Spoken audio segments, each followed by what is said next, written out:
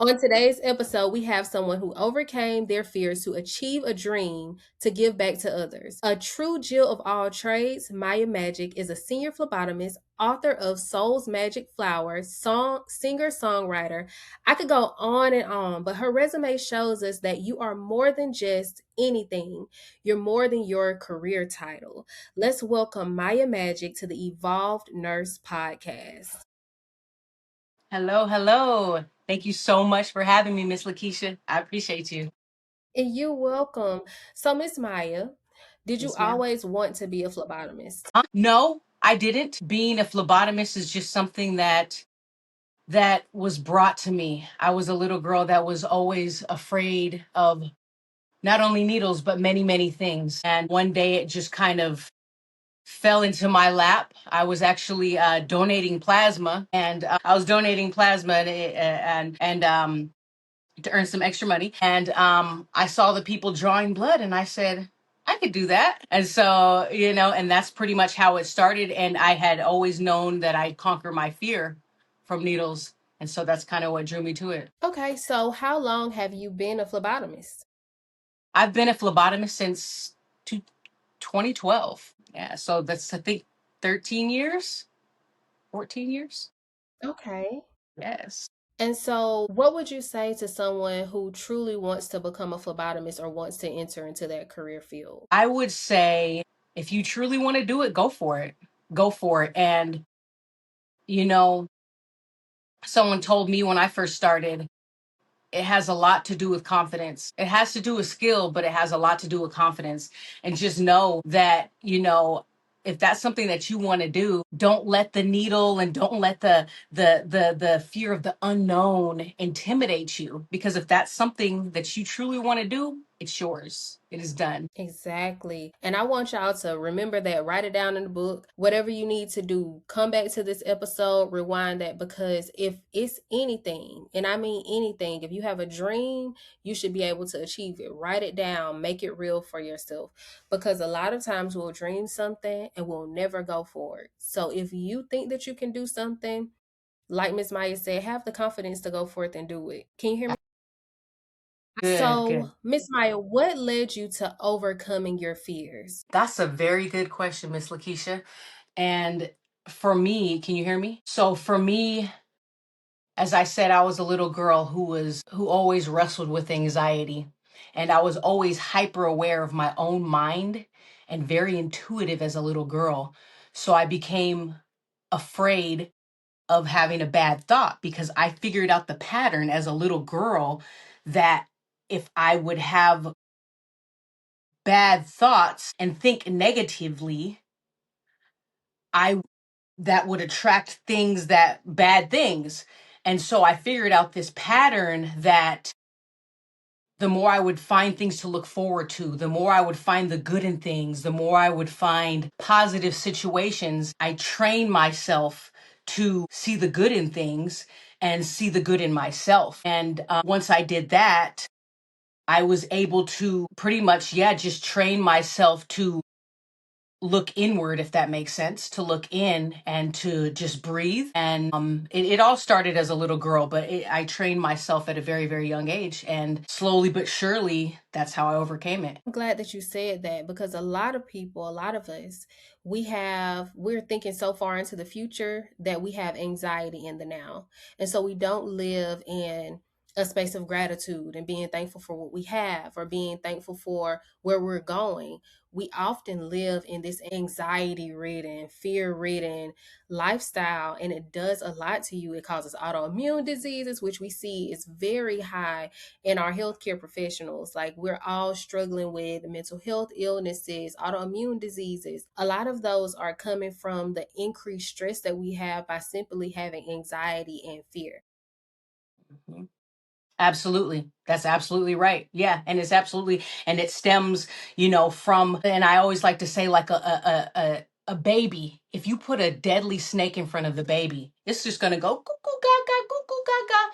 it's we're taught to fear. Now, of course, there's that fight or flight, and there's something within us that warns us when we're in danger, and that's a good thing. However, I think that society teaches us to fear and always be afraid, and that's what I struggled with as a little girl. And my mind was super powerful, and I realized that, and I said, okay, wait a minute. I realized the mind body connection. Okay. And I can say for myself, I grew up with a mom who was extremely anxious, like very anxious. So some of the anxiety transferred over to me because you see that so often. So now it's a part of you. So whenever you're going into flight or flight all the time, consistently, it does something to your body. So I'm glad that as a child, you recognize that, you changed that, and then you gave it to others so that they could overcome their fears.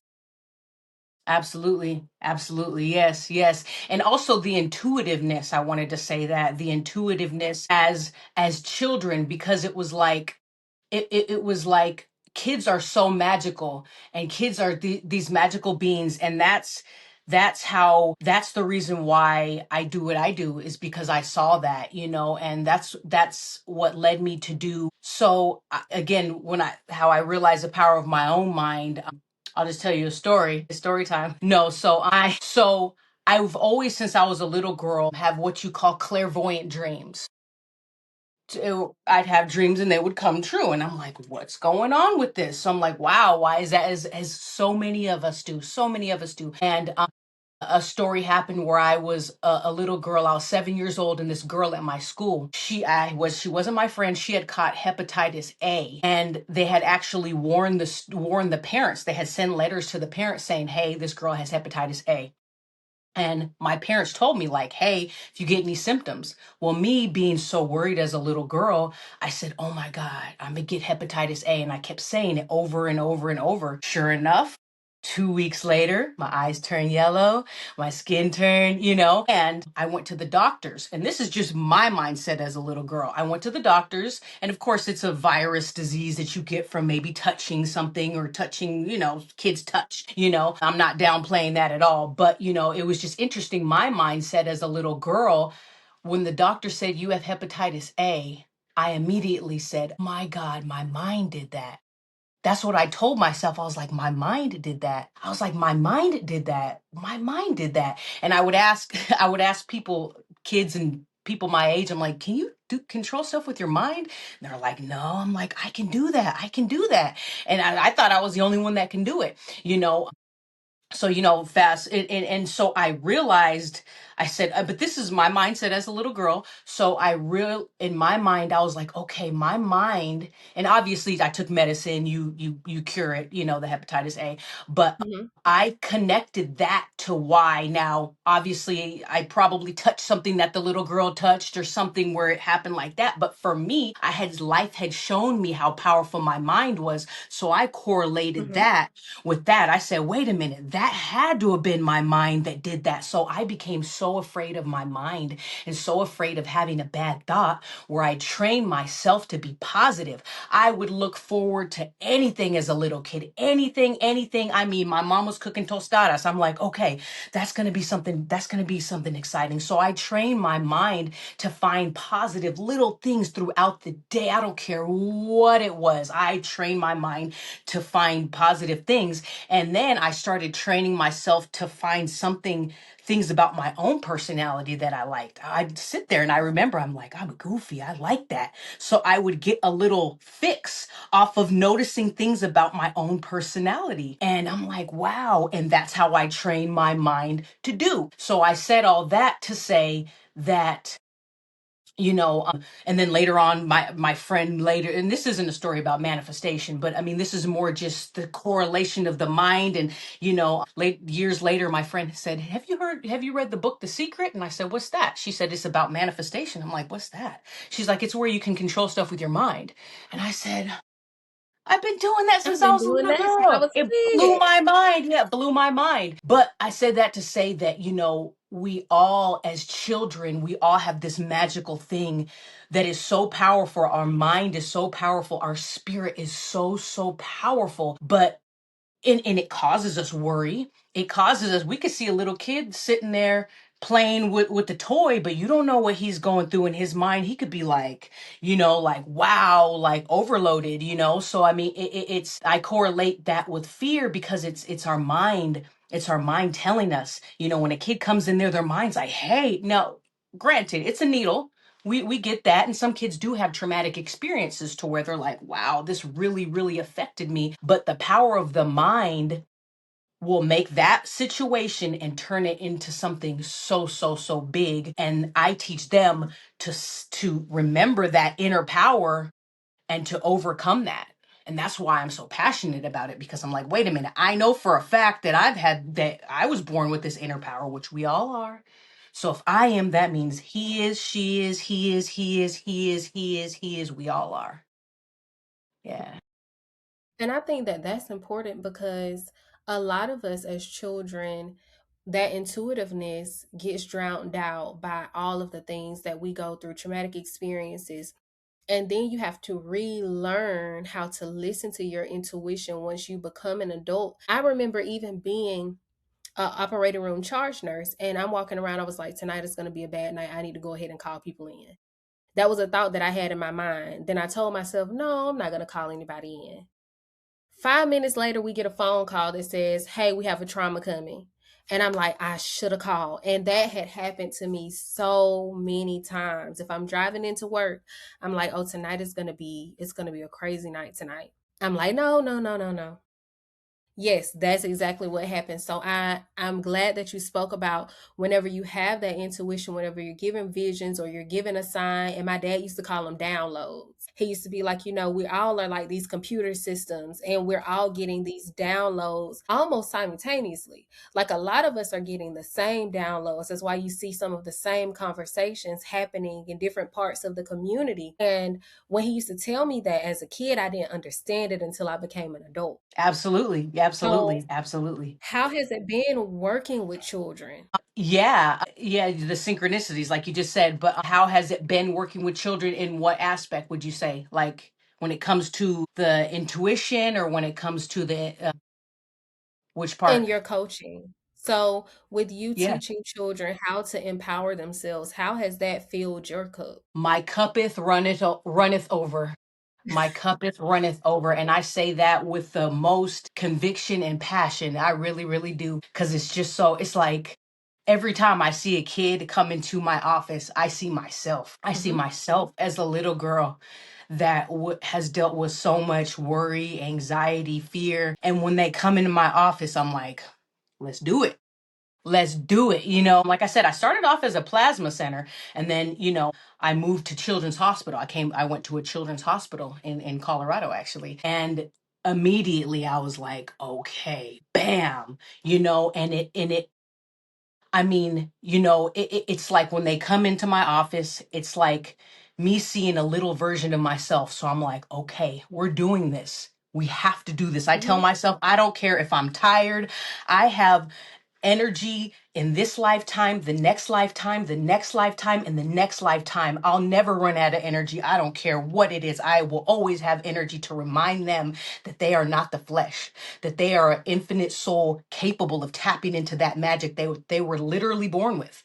I have energy all day for that. And it is my divine duty to remind them. So it fills my cup because I've seen so many children, go from being absolutely terrified and, to just remembering. It's more so remembering. I'm not the magic. It's them. I'm just reminding them. I'm just reminding them of who Mhm. they are. And to have parents come up to me in tears, and to have them go from being so petrified to just like confident. I'm just like, okay, yep, this is it.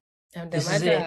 job. Yeah, I've done my job, and it's feeding that inner child, and it's feeding my inner child, and so it's a powerful, powerful thing, and I will never skip a coaching, no matter what. Any child that comes in, I will never skip a coaching. And I am so glad because many people in healthcare feel like they're just one thing. Like you're just a phlebotomist or you're just a coach.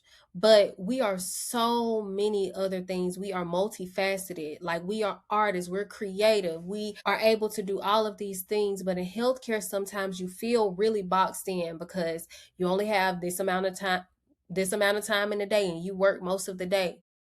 But whenever you take the time to go out and fulfill your dreams, to pour into yourself and to pour into others, that is important. I don't think that people recognize how much giving to others turns back to you. Absolutely. And I I'm totally agree. and I'm so glad that you do the work that you do, but let's talk about your book. Yes, So, absolutely. what led you to create your book? Because she's an author too, y'all. She's not just a phlebotomist. She's not just a coach who is helping people, helping children overcome the fears that they have, the anxiety that they have, but she's also a author. Okay? Thank you so much. Thank you. I appreciate that. What has led me to write the book? Everything I just explained, really everything. What's led me is me knowing who we are, me having that knowing that they are not the flesh, they are magical beings capable of overcoming their fear. Needle fear is a huge epidemic, that faces that people, all kids all around the world, teens, adults. Mm-hmm. I've stuck adults. I stuck an 85-year-old man, and he was absolutely shaking, Mm-hmm. and it just goes to show you right there that if we don't if we don't heal that, or if we don't work on techniques to overcome that, it carries on. And so I said, you know Yes. what, I have to write a book. It isn't even something that I just thought was cool or that I thought that would be interesting to do. It was something that I had to do. And every single word in there, every single image, it took me so long to do it, because I mean, I meditated, I prayed on every single image, and I'm like, nope, I'm gonna do it like this, I'm gonna do it like this. Every scene, every posture, everything, and every word, I had to really just use my experience of me as a little girl, and still going through anxiety. I still am growing through anxiety, because I'm not saying I am. I'm saying I am still growing through anxiety, because it's always a growth. It's always a growth. But I Mm-hmm. took my experience of who I am, and I took my experience of working with these children, with these teens, with these adults, took all that and combined it in a book. And my goal is to help millions of kids all around the world, because every word, I prayed on it. I prayed, and at the end of it, I prayed on the book, and I said, may every child that reads this book, may their every eyes that see this book, may it radiate from the tip of their toes to the top of the head, peace, healing, love, joy, confidence, and the remembrance of who they are. Yes. Look, I'm so glad because, like you said, everybody has fears, everybody has anxiety, but it does start as a child. It starts as a child. And so many people have that anxiety. I remember doing an IV on an older man, and he was holding me. He said, I'm so sorry that I'm just a little girl right now. I said, no, no. I said, you're doing a good job.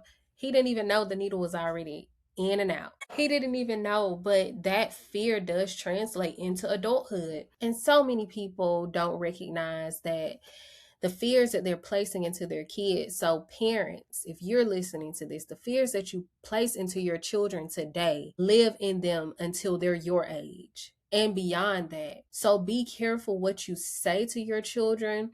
Be careful how you talk to your children and placing those fears, because I'm telling you, my parents were like, you know, you got to be careful out there in the world. And I'm like, I know I have to be careful, but I also know that I don't want to be bogged down by fear. And so I lived my life like that continuously because I saw how fear crippled my mom. Like, my mom didn't drive because she was Mhm. afraid to drive. So there were a lot of fears, and I used to consistently say, I'm not going to fear like that. I had to tell myself that over and over and over again. So I'm glad that you are gifting this to the world so that they can see that your fear is here, but you can overcome it. Absolutely. Absolutely. definitely. So let's talk about how you're a songwriter because this is the Evolve Nurse podcast and we're bridging the Okay. gap, but we also have to talk about all the things that she does. So she is a singer, songwriter as well, which Mhm. means that she has tapped into her creativity. She is making sure that she's enjoying herself and her hobbies. So tell me about what made you want to become a singer. I've been singing since I was little. I've been singing since I was little. My father's a singer. That it's just something that I always recognized within myself as a gift, and I figured it would be a perfect opportunity to combine it with what I do with helping children. But yeah, I've always been a singer. Yes, always been a singer. So, yes, look, I know. I'm there with you. I'm there with Oh you. yeah, hey. Yes, so Okay. you use song therapy in order to help your children as well, correct? Yes, absolutely, I do. So, what would you say to a parent who has a child who is struggling with anxiety, fear? How would they go about getting them to overcome that fear? First of all, get her book. But how would you say what this first step is to getting them to overcoming that fear as a child? I would say as a parent. So I mean, I don't have children. For I personally don't have children, but every child in the world is my responsibility and belongs to me in a loving way. And I would definitely say it starts within. It starts within. Have confidence within ourselves that we can overcome fear, that we can be calm, that we can be at peace. And I think, like if you go to my Facebook and my Instagram, I give tips and tricks to parents on what to do when they just through my experience. And the tongue is a powerful thing. Our energy is a powerful thing, is a very very powerful thing. So like for example, if a mom comes in, a lot of times the mothers will do this. They're freaking out. This is Jimmy. He's so afraid of getting his blood drawn. He's so afraid of getting his blood drawn. He's so afraid he's gonna do terrible. I said, who, Jimmy? Nah, he's the bravest kid in the world, mom. Boom, hit him with that psychology because I believe it. I'm not saying it just because it sounds good. I know he is the bravest kid in the world. It's not to trick him, it's to actually, he is the bravest kid in the world. He just forgot. He just forgot who he is. And so I tell the mom, I say, Mom, watch this. Watch how good he does. So I'm calm already. I'm calm. And it's like I said, it's really just the tongue. So I tell them, I'm like, watch how good he does. Watch how good he does.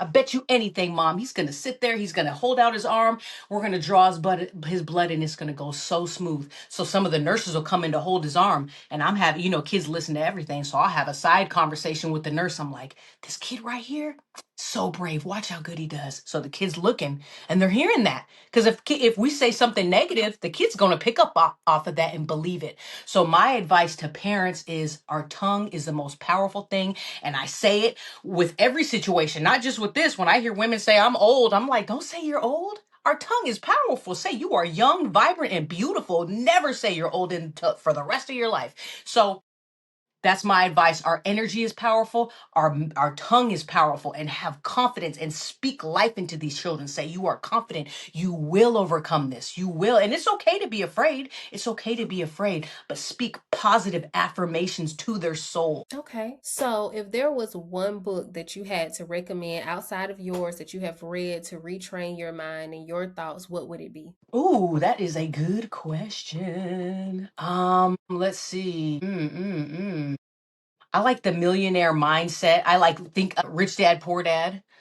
I love the Rich Dad Poor Dad. I like books like that. Yeah. I mean, children's books, I don't really know of any other children's books like that. I like the Dr. Seuss, but as far as to retrain your mindset, I like the Rich Dad Poor Dad and audio books and podcasts and things of that nature. Speakers, Joe Dispenza. Highly recommend Joe Dispenza. If you want to reset your mindset, Joe Dispenza. Okay. I'm going to write that down for the people. Yeah.